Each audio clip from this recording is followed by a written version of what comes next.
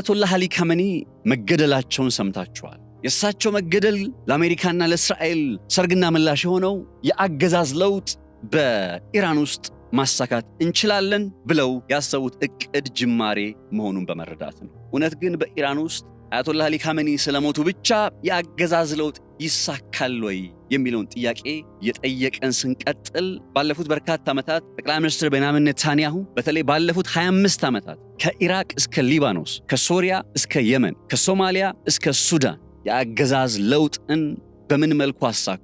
ኢራን ውስጥስ ለማሳካት ለምን ሊከብዳቸው ይችላል የሚለውን ጉዳይም እንዲሁ በትንታኔ ፖድካስት ቆይታችን ላይ እየተመለከትን አብረን እንቆያለን። ሰላም ጤና ያስጥልን። ነጻነት ላቀው ነኝ በገበያ ፖድካስት። አብራችሁን ሁኑ። በእርግጠኝነት የምትረኩበትን አይነት መረጃዎች ታገኛላችሁ።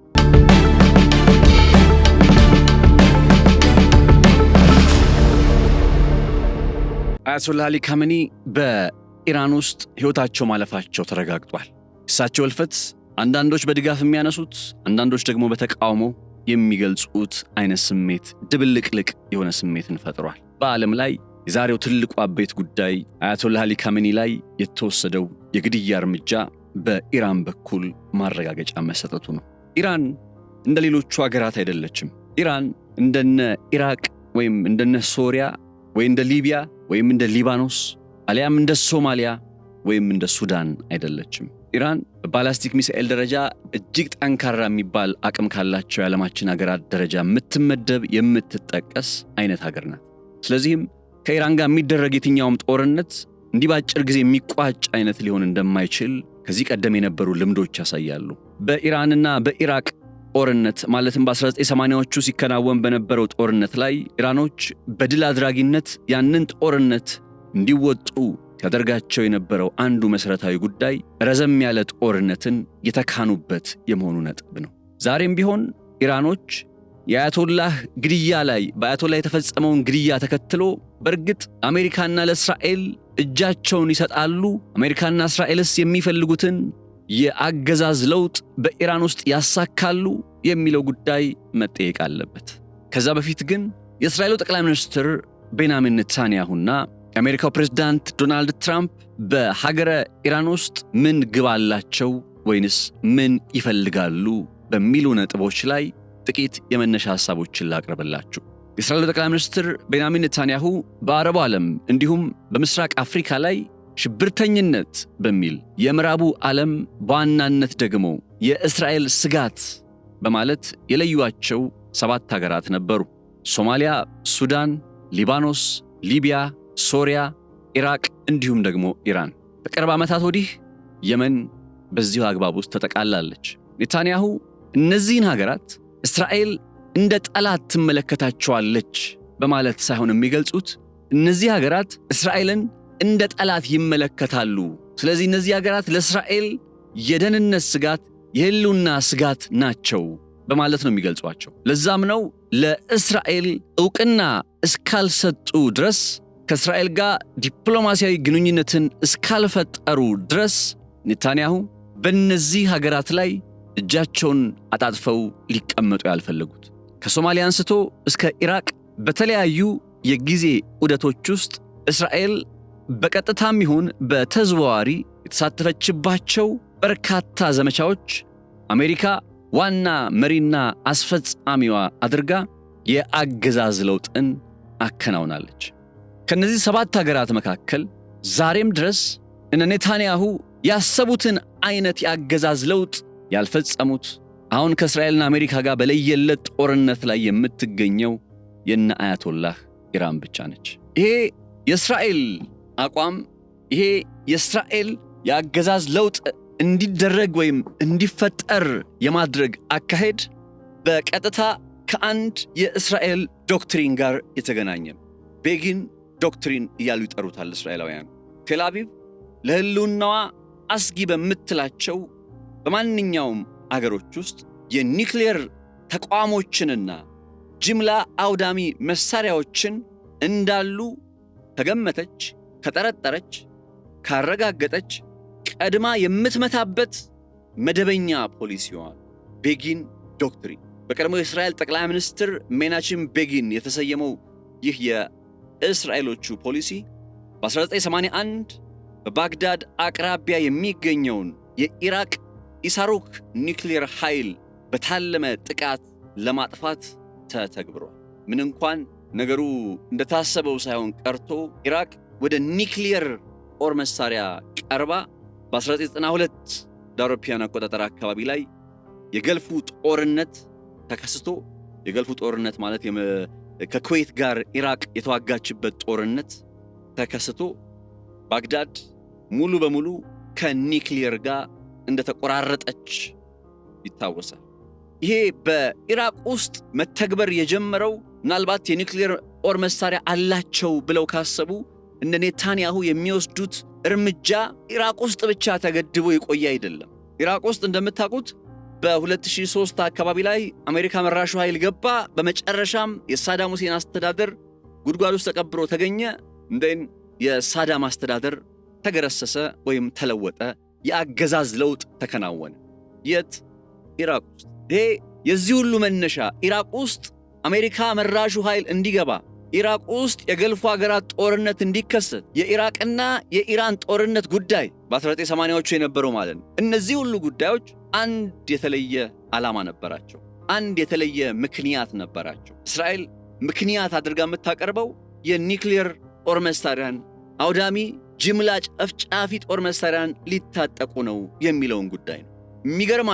የሚገርማችሁ ግን በኢራቅ ውስጥ ምንም እንኳን የኒውክሌር ጦር መሳሪያ እንቅስቃሴ ቢኖርም ኢራቅ በየትኛውም አጋጣሚ አውዳሚ የጅምላ ጨራሽ መሳሪያ ይዛ እንዳልነበረ የጆርጅ ቡሽ አስተዳደር 2003 ላይ ወደ ኢራቅ ከመግባቱ በፊት ቀድሞ አረጋግጦ ተረድቶ ነበር። የኢራን የኒውክሌር ጉዳይን በተመለከተም በኋላ ላይ የምነግራችሁ ጉዳይ አለ ከዚህ ጋር በተያያዘ። ሐሳቡ ግን እንዳንበታተነው ጠቅላላ እያደረግነው እንድቀጥል ኢራቅ ውስጥ ሲገቡ ኢራቅ የኒውክሌር ጦር መሳሪያ አይደለም ጅምላ ጨራሽ መሳሪያ እንደሌላት እርግጠኛ ነበሩ። ለምን ገቡ ነው? ከዛ ለምን ገቡ? የአገዛዝ ለውጥ የሚለው ጉዳይ የሚመጣው እዚህ ጋር ነው። የሳዳም ሁሴን አገዛዝ ከኢራቅ ምድር ውስጥ መነሳት ነበረበት። ያንን ዓላማ ለማሳካት ገቡ። ወደ ሶሪያ እንሂድ እስኪ።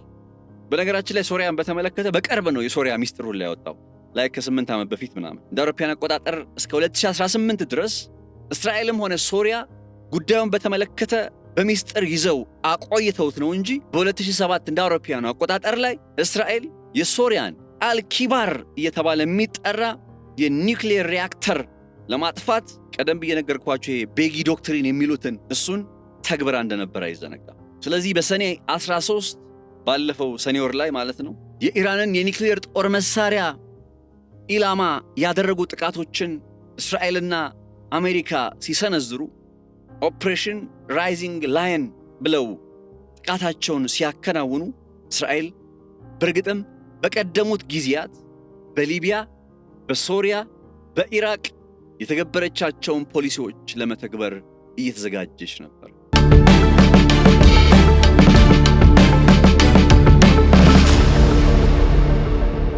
አንድ በጣም የአገዛዝ ለውጥን በተመለከተ አሁን ኒውክሌር ጉዳይ የሚለው ነጥብ ሲመጣ እነ ኢራንን፣ እነ ኢራቅን፣ እነ ሶሪያን፣ እነ ሊቢያን እናገኝና እነ ሶማሊያስ ምን አግብቷቸው ነው? እነ ሶማሊያ ጋር መቼስ ኒውክሌር የለም። እነ ሱዳን ጋር ኒውክሌር የለም። እነ የመን ጋር ኒውክሌር የለም። ሊባኖስ ኒውክሌር የለም። እነዚህ ሀገራትስ ምን ታስቡባቸው ነው ሲባል እነዚህ ሀገራት የዘረዘርኩላችሁ ሁሉ ለእስራኤል ዕውቅና የሚሰጡ ሀገራት አሉ። ሱዳን በቅርቡ ነው ለእስራኤል ዕውቅና የሰጠችው። እነ ሶማሊያ አይታሰብም ገና ነው። እነ ሊባኖስ የመሳሰሉትም በተለያየ ጥረት ላይ ነበሩ። የመን ያው ጭራሽ መንግስትም የለም ማለት እና እነዚህ ሀገራት የእስራኤል ጋር የሚኖራቸው ግንኙነት አንድ አሁን ዓለም ላይ የምንረዳው ነገር አንድ መንግስት ከእስራኤል ጋር ሰላማዊ ግንኙነት ከሌለው ከእስራኤል ጋር የሆነ ለእስራኤል ዕውቅና ካልሰጠ በአንድም ይሁን በሌላ እስራኤል እንደ ስጋት ነው የምትመለከተው። የሚገርም በጣም የእስራኤል የህልውና ስጋት ተደርጎ ነው የሚቆጠረው ዕውቅና መስጠትና ለመስጠት። ከዛ ኒውክሌር እና ሌሎች መሰል የጅምላ ጨራሽ መሳሪያዎች ጉዳይ ደግሞ አብሮ ከመጣ ያኔ የአገዛዝ ለውጥ ይባልና የቤጊ ዶክትሪን የሚሉትን ነገር ይተገብራሉ። አሁን ኢራን ውስጥ ያደረጉት እሱኑ ነው። እና በተደጋጋሚ የአገዛዝ ለውጥን በተመለከተ ስናገር ሰምታችሁ ታውቃላችሁና ይሄ ነገር እንደው በጣም ተደጋገመና ነገሩ ትንሽ ጠብሰቅ ማለት ያለበት ስለመሰለኝ ጠንከር ማለት ያለበት ስለመሰለኝ በዚሁ ጉዳይ ላይ የተጻፈ አንድ መጽሐፍን አንብቤያለሁ።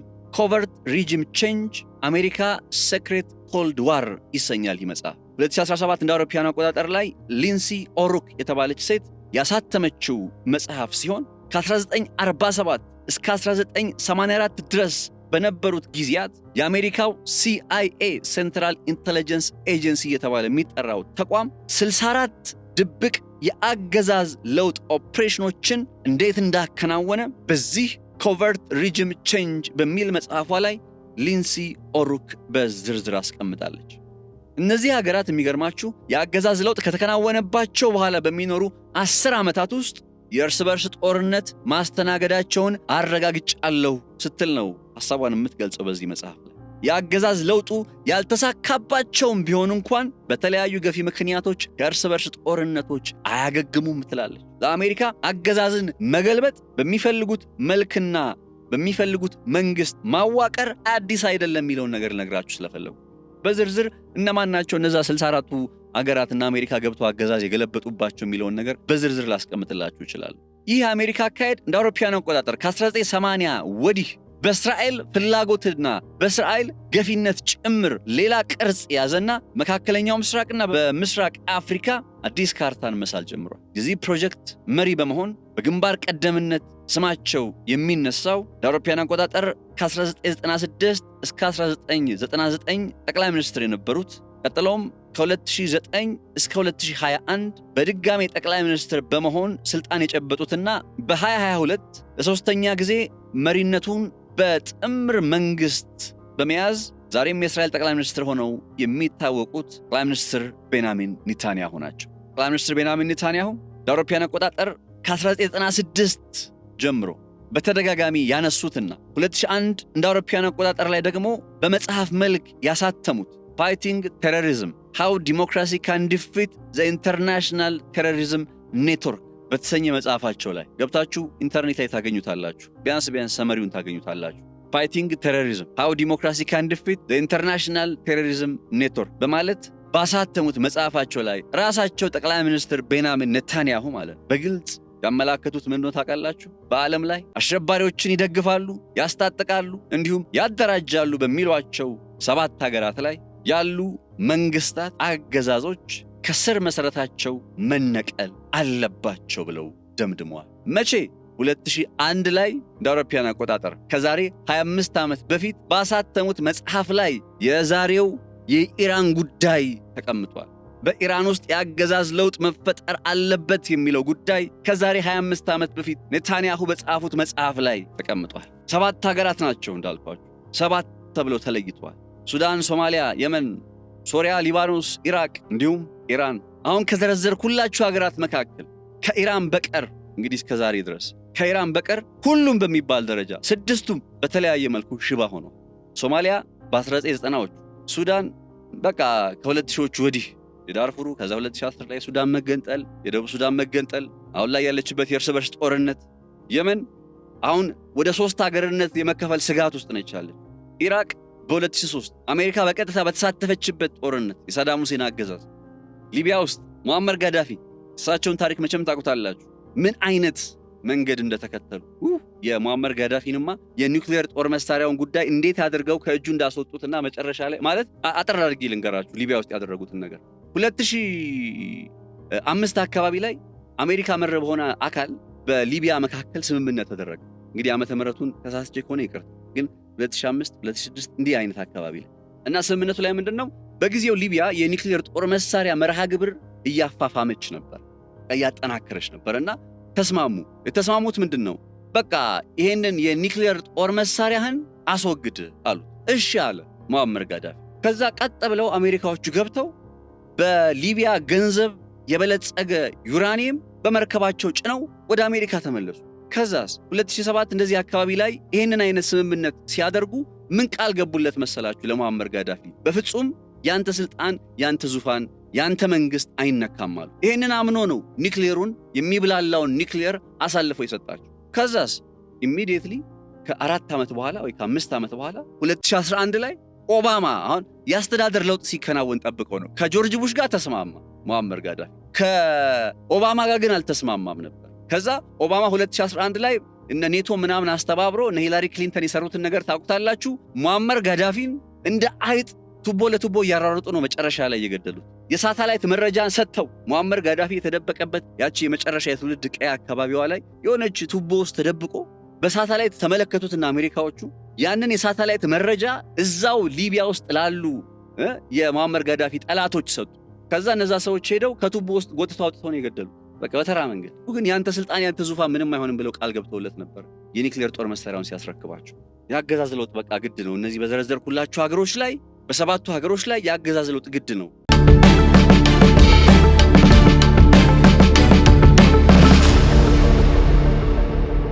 ኢራን ውስጥ ከዚህ ከነገርኳችሁ ታሪክ ሁሉ የሚለዩ በርካታ ነገሮች ነበሩ። ጠንካራ የሆነ ወታደራዊ አቅም IRGC፣ በጣም እጅግ በርካታ የባላስቲክ ሚሳኤል ቁጥርና ብዛት፣ በጣም በርካታ ወታደራዊ ኃይል። እነዚህ ነገሮች ኢራን በብዙ አስቸጋሪ ነገሮች መካከል ከ1979 እንደ አውሮፓውያን አቆጣጠር ጀምሮ እንደምንም ብላ የታገለች እንድትቀጥል እድል ፈጥሮላታል ወይም አቅም ፈጥሮላታል። ከዛ በተለያየ አጋጣሚ ላይ ኔታንያሁ ወደ ኢራን ጦር ለማዝመት ኢራን ላይ ዘመቻ ለማከናወን ጥረት ሲያደርጉ ቆይተዋል። 2012 እንደ አውሮፓውያን አቆጣጠር ላይ ለምሳሌ ኔታንያሁ ወደ ኢራን ጦራቸውን ለመስበቅ ከጫፍ በደረሱ ጊዜ ነበረ በጊዜው በስልጣን ላይ የነበሩት ባራክ ኦባማ መሰናክል የሆኑባቸው። መሰናክል የሆኑት ደግሞ እንዴት ነው? አሁን ቆይ የሊቢያን ጉዳይ እየሰራ ነው፣ መጀመሪያ ሊቢያ ውስጥ የምናከናውነው የአገዛዝ ለውጥ ይጠናቀቅና ሙአመር ጋዳፊን እናንሳና ከዛ በኋላ ወደ ኢራን እንገባለን በማለት ነው። ኢራን ጋር ግን እነ ኦባማ በድርድር ጉዳዩን በተለይ ከዚህ ከኒክሌር መሰረተ ልማት ጋር በተያያዘ በድርድር ጉዳዩን ለመያዝ ሞክረው ነበር። ይሄ ድርድር እንዴት መሰላችሁ ማየው? አሜሪካ አሁን ይሄን ሁሉ ጥፋት አከናወነች ሲባል ወይም ኢራን ጋር እንደዚህ አይነት ሁኔታ ውስጥ ገባች ሲባል በማን የስልጣን ዘመን ጊዜ? በዶናልድ ትራምፕ ጊዜ። ዶናልድ ትራምፕ እኮ እያሉ ነው አሁን ዶናልድ ትራምፕ ይሄንን ነገር ለማከናወን የኮንግረሱን ፈቃድ አላገኘም ይሏችኋል። ይሄንን ፈቃድ ለማከናወን የኮንግረሱን ፈቃድ አላገኘም። ኧረ እባካችሁ ለውጥ ሊያመጣ ኮንግረሱ አቁሙ ብለው ትራምፕን ከዚህ ጦርነት ያስቆሙት ነው አይደለም። ግን ምን እያደረጉ ነው? የአሜሪካ መንግስት እንደ መንግስት ሳይሆን ይህን ጉዳይ እያከናወነ ያለው ዶናልድ ትራምፕ እንደ አንድ ግለሰብ ነው። በቃ የፕሬዝዳንትነት ስልጣኑን ተጠቅሞ አቢዩዝ አድርጎ ፓወሩን አቢዩዝ አድርጎ ኮንግረሱ ሳይፈቅድለት እንጂ የአሜሪካ ኮንግረስ አጽድቆ ፈቅዶለት አይደለም ሊሉ ነው የሚፈልጉት። መፍጠር የሚፈልጉት ናሬቲቭ እሱን ነው። ኦባማም በ2011 ላይ ከሊቢያ ጋር እንደዛ አይነት ሁኔታ ውስጥ ገብቶ በሱ የስልጣን ዘመን ደሞ ኢራን ውስጥ ሌላ አይነት ውጥረት እንዲመጣ አይጠበቅም። ለዛ የሊቢያው ጉዳይ እስከሚያልቅ ከዛ በጊዜው የነበረ የመካከለኛው ምስራቅ የአረቡን ጸደይ ተከትሎ የፈነዳ አብዮት፣ የመን ውስጥም እኮ ችግር አለ። በቃ በጣም በርካታ ችግሮች ነበሩ በሰዓቱ 2015 ላይ። ስለዚህ አማራጫቸው ምንድን ነው? ከኢራን ጋር በድርድር ማቆየት ለተወሰኑ ዓመታት። ከዛ እንደ ዶናልድ ትራምፕ አይነት ሰው ሲመጣ ዶናልድ ትራምፕ መቼ ነው የመጣው? 2016 ላይ እና የዶናልድ ትራምፕ ወደ ስልጣን መምጣት አንዱ ይዞት ሊመጣ የሚችለውና የሚጠበቀው ነገር ምንድን ነው? ኢራን። በቃ ዶናልድ ትራምፕ ወደ ስልጣን ከመጡ ጀምሮ ሌሎቹ ሀገራትማ በቃ ጨርሰዋል። ሶሪያን በራሴ መንገድ ቴክ ያደርጋለሁ አለች እስራኤል። የእናንተ እርዳታ አያስፈልገኝም፣ ወታደሮችን ማስገባት መላክ ቅርብ ስለሆነ ያው በድንበር ስለሚዋሰኑ በጎላን ኮረብታዎች በኩል ስለሚዋሰኑ የሶሪያን ጉዳይ ለኔ ተውት፣ እናንተ በማዕቀብ ምናምን አዳክሙልኝ፣ የኢራንን ጉዳይ ግን አብረን እንፈጽመው። ይሄ ነው በቃ እኮ ይሆን ያለ እና የአገዛዝ ለውጥ የሚባለው ጉዳይ ባለፉት 25-26 ዓመታት ውስጥ ሲያከናውኑት ሲያቅዱት የመጡ ሂደት ነው። አሁን ጥያቄው አያቶላ ሞቱ፣ አያቶላ ተገደሉ። ኢራን ውስጥ የታሰበውን አይነት የአገዛዝ ለውጥ በሌላ ቋንቋ እና አሜሪካና እስራኤል የሚመኙት ምን አይነት አስተዳደር ነው? አንደኛ ለእስራኤል እውቅና የሚሰጥ ኢራን ውስጥ ያለ መንግስት፣ ሌላስ የኢራንን ነዳጅ ጉዳይ ለምሳሌ በትብብር ከምዕራቡ ዓለም ጋር የሚሰራ which is ከ1951 እስከ 1979 አካባቢ ድረስ ባሉት ዓመታት ውስጥ ወደ ነበረው ስታተስ ኮ የሚመለስ አይነት መንግስት ነው የሚፈልገው። ታውቃላችሁ በዛ ጊዜ ውስጥ የኢራን ነዳጅ በእስራኤል በኩል ነበረ እየተጣራ ወደ አውሮፓ ገበያ ይደርስ የነበረው። ወደዛ ስታተስ ኮ መመለስ ይፈልጋሉ። አሁን ይሄን የሚፈልግ ይሄን የሚደግፍ መንግስት በኢራን ውስጥ ይመጣል ወይስ አይመጣም ነው። እና አያቶላ አሊ ካሜኒን ስለገደሉ የአገዛዝ ለውጥ አከናወኑ ብሎ መደምደም ወይም የአገዛዝ ለውጥ ይሳካላችኋል ወይ ብሎ መደምደምስ ይቻላል ወይ? ለምን እንደሆነ ታውቃላችሁ እንደዚህ ምላችሁ?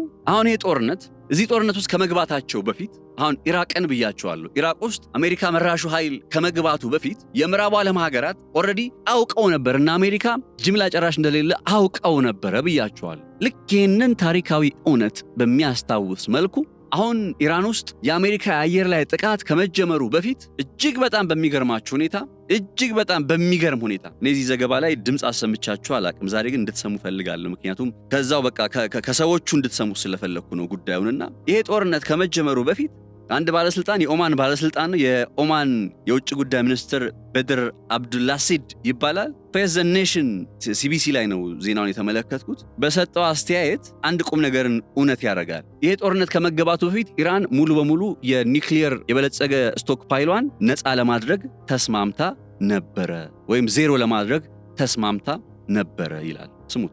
All deal that was negotiated during President Obama's time. This is something completely new.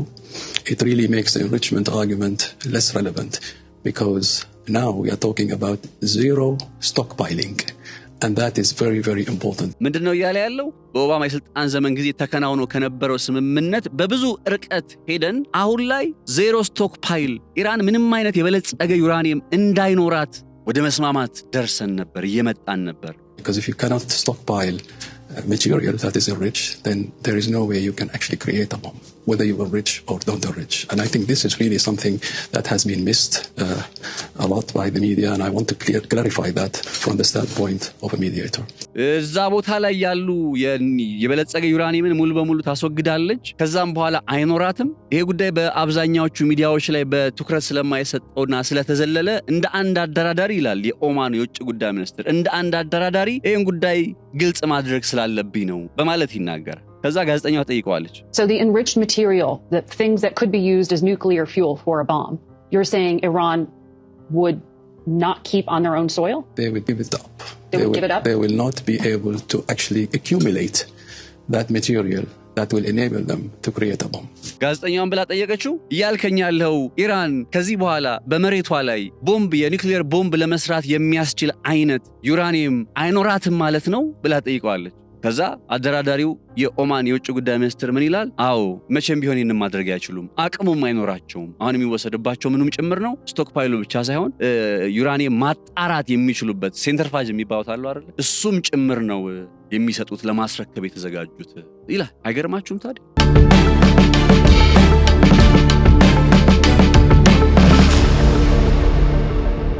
እነ አሜሪካ እነ ኢራን እነ እስራኤል ለዚህ ጦርነት ሰበብ ሲባሉ ሲጠየቁ ለምንድን ነው የምትዋጉት ከኢራን ጋር ሲባሉ ምንድን ነው የሚሉት? እስኪ ኔታንያሁ በተደጋጋሚ ያለውን ይሁት፣ እነ ትራምፕ ያሉትን ይሁት። የበለጸገ ዩራኒየም ይዛለች። አዎ ኢራን የበለጸገ ዩራኒየም አላት። ነገር ግን ምን አለች? ልክ እንደ ሊቢያ ሙአመር ጋዳፊ ውሰዱ፣ በቃ አልፈልግም፣ ውሰዱት፣ ኑ ወደፊትም አላበለጸግም፣ አሁንም ውሰዱት፣ ዜሮ ስቶክ ፓይል። ይህንን እያወቁ በነገራችን ላይ ይህንን ጉዳይ የኢራን የውጭ ጉዳይ ሚኒስትርም አባስ አርጋቺ እሳቸው ማረጋግጠውታል። ምንድን መሰላቸው ያሉት? አንድ ቃለ መጠይቃቸው ላይ በጣም በሚገርመን ሁኔታ አሉ፣ በጣም አዲስ ወደሆነ የስምምነት ጫፍ ላይ ደርሰናል፣ ከዚህ ቀደም አድርገነው ወደማናቀው የስምምነት ሂደት ላይ ደርሰናል እያሉ ነበር የተናገሩት። እንግዲህ ይህ ሁሉ ነገር እያለ ኢራን ውስጥ በዚህ ደረጃ ምን አስገባቸው? ለምን ገቡ ስትሉ፣ አንደኛ ኢራን አፍራ እጅ እንድትሰጥ ይፈልጋሉ። አንገቷን ደፍታ በቃ አልችል ብላ እጅ እንድትሰጥ፣ በዓለም አደባባይ ፊት እጅ እንድትሰጥ ሊያዋርዷት ይፈልጋሉ። ሁለተኛ ነገር ያ የሚፈልጉት ኢራን ውስጥ የዩራኒየም ጉዳይ ብቻ ሳይሆን አገዛዙ ራሱ እንዲለወጥ ነው። ዳስ ዋይ እነ ትራምፕ ጦርነቱን በተመለከተ በሰጡት አስተያየት፣ ኢቭን እነ ኔታንያሁ በሰጡት አስተያየት ለኢራናውያን ጥሪ እናቀርባለን፣ ይሄ እድል አይለፋችሁ፣ ጎዳናዎቹ ውጡና አገዛዙን ገልብጡ እያሉ ነው የሚናገሩት። የአገዛዝ ለውጥ ሪጅም ቼንጅ። ኢራን በአንድም ይሁን በሌላ ወደዚህ አይነት ሁኔታ ውስጥ ትመጣለች ወይ ሲባል ከመቼውም ጊዜ በላይ ከከፈሉት ዋጋ በላይ የሚከፍሉ ይመስለኛል። ለምን ከተባለ አሁን አያቶላህ አሊ ካሜኒን ያክል ጠቅላላ መሪ በኢራን ውስጥ ተገደለ አይደለም? የሚቀሩት ሰዎችና ወታደራዊ አመራሮችና ባለስልጣናት ምን ቀራቸው? አያቶላህ አሊ ካሜኒ በጣም በነገራችን ላይ በጣም ሃይማኖታዊ መሪ ብቻ አልነበሩ፣ በጣም ተጽዕኖ ፈጣሪ ፈላጭ ቆራጭ የነበሩ ሰው ናቸው። ላልኳችሁ በውጭ ግንኙነት፣ በወታደራዊ፣ በሁሉም ነገር እሳቸው ነው የሚመለከተው ብዙ የኢራን ጉዳይ እና እነዚህ ሰዎች እጅ ቢሰጡ፣ ለምሳሌ እጅ ቢሰጡ እጣ ፈንታቸው የሚሆነው እስር ቤት ነው ወይ ግድያ ነው። እጅ ቢሰጡ የሚመጣባቸው እጣ ፈንታ አይደለም እጅ ሊሰጡ ቀርቶ እንደው ቢሰጡ እንኳን የሚመጣው ይሄ ነው። የብሔርተኝነቱ ስሜት፣ የቁጣው ስሜት፣ የበቀል ስሜቱ የለም ብንል እንኳን እጅ መስጠት ስለማያወጣቸው ብቻ እየተዋጉ መሞትን ይመርጣሉ። ኢራናውያን ደግሞ በተለይ በአያቶላህ አሊ ካሜኒ ዙሪያ ያለው የእሳቸው ደጋፊ የሆነው ኃይል እስከ ህይወት መስዋዕትነት ለመሄድ ነው አሁን ላይ ያለው ቁርጠኝነት። ምክንያቱም በቃ እያዩት ነው እየሆነ ያለውን ነገር። በጦር ግንባር ላይ ሆናችሁ እንዴት ነው ምን አይነት ስሜት ሊኖር እንደሚችል አስበው። አሁን ኢራን ውስጥ ያለው ስሜት በአያቶላህ አሊ ካሜኒ ደጋፊዎች ዘንድ የሚኖረው ስሜት ያውም ዘገባዎችን እኮ እያየው ነበርና የእሳቸው ግድያ ከመከናወኑ በኋላ በዛው በኢራን ውስጥ አንድ ትልቅ መስጂድ አለና ቀይ ሰንደቅ ዓላማ ሰቅለውበታል። ያ በኢራን መስጂድ ላይ የሰቀሉት ቀይ ሰንደቅ ዓላማ በሺያ እስልምና ወግ መሰረት የፈሰሰ ደምን እንዲወክልና ለበቀል የሚደረግ ጥሪን የሚያመላክት መሆኑን መረዳት ያስፈልጋል። ስለዚህ ኢራን እርግጥ ነው አያቶላህ አሊ ካሜኒን ተገሎባታል። ነገር ግን አያቶላህ አሊ ካሜኒ ተገደለ ማለት በቃ ሁሉ ነገር አለቀ ደቀቀ ማለት ሳይሆን አሁን በመጨረሻው ላይ እንደነገርኳችሁ በጀምካራን መስጂድ ላይ ያንጠለጠሉት ቀይ ሰንደቅ ዓላማ እንደሚናገረው በሺያ እስልምና ወጋቸው መሰረትም ይህ ቀይ ሰንደቅ ዓላማ የፈሰሰ ደምንና ለበቀል የሚደረግ ጥሪን የሚያመላክት ነውና ኢራንና ኢራናውያን የአያቶላህ አሊ ካሜኒ ደጋፊዎች ከመቼውም ጊዜ በላይ ለበቀል ይነሳሉ ብዬ አስባለሁ።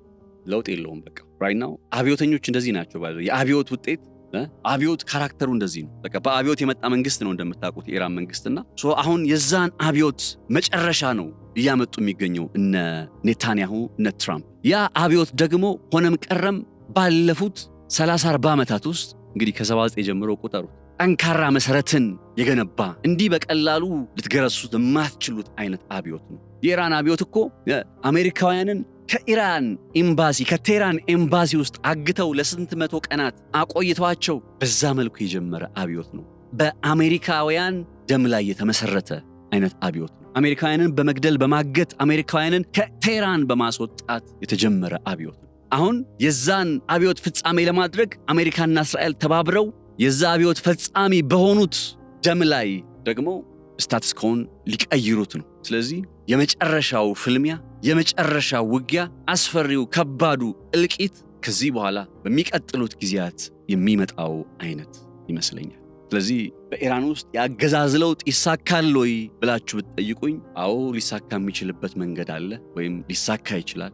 ነገር ግን በብዙ ዋጋ መክፈል፣ በብዙ መስዋዕትነት እንዲህ በቀላሉ ሶሪያ ውስጥ ገብተው በሁለት ቀን ውጊያ በሽር አልአሳድን እንደገደሉት አይነት ወይም ሙአመር ጋዳፊን ቱቦ ውስጥ አስገብተው ይዘውት እንደወጡት ወይም እንዳስገደሉት አይነት ውጤትን አይደለም የምጠብቀው። በጣም ከባድ እልቂት የሚመጣ ይመስለኛልና ይህ ጉዳይ አሳሳቢ ሆኖ የቀጠናውን ውጥረት እንዲቀጥል የሚያደርግ ዋነኛ ምክንያት ይመስለኛል። ለማንኛውም መረጃ ሰዓታችን ላይ ዛሬ በፖድካስታችንም ከምስራቅ አፍሪካ ጉዳዮች ሻገር ብለን መካከለኛው ምስራቅ ላይ ትኩረት አድርገናል። ነጻነት ላቀው ነበርኩኝ አብሬያችሁ ቆይታ ያደረኩት ከመላው ስቱዲዮ ባለሙያዎች ጋር በጋራ በመሆን መልካም ቆይታ ይሁንላችሁ።